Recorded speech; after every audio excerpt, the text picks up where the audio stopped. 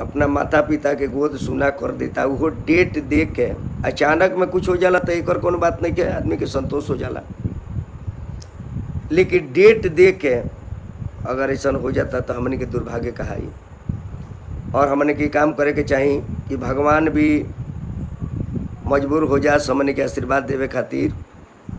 कि बिहार के रहने वाले लोग, भारत के रहने वाले लोग, एक इंसान जो काल के गाल से किसी बच्चे को निकाल दिया, इसके लिए बहुत बहुत धन्यवाद है। तो आप सबसे निवेदन बा तो लड़का के मदद में हमके आगे आवे के चाहिए। और ख़ास करके जे भी उतना संपन्न कलाकार बंधु हमारे बा, जैसे पवन जी बानी, मनोज तिवारी जी बानी, रवि किशन जी बानी, नीरहू जी बानी, राकेश मिश्रा जी बानी, और भरत शर्मा जी बानी, हमने के बिहार के खेसारी लाल बाड़े। ये सब से हम निवेदन करब कि इतना शक्ति भगवान दिले बड़े, धन बल दिले बड़े, तो बिहार के शान के, बिहार के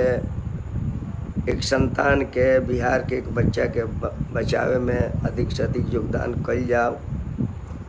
अगर वह सब चाहब तो कोनो बड़ बात नहीं के, हमने के तो छोट कलाकार बानी, हमने के भगवान उतना शक्ति नहीं दिले, फिर भी जौन भी दिले बाड़े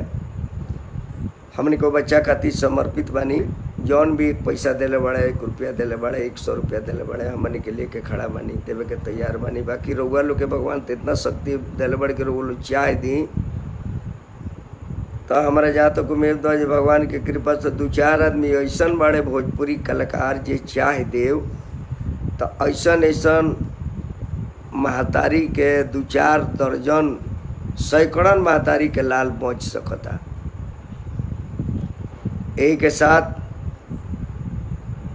रउआ सबके बहुत हार्दिक अभिनंदन बा, स्वागत बा।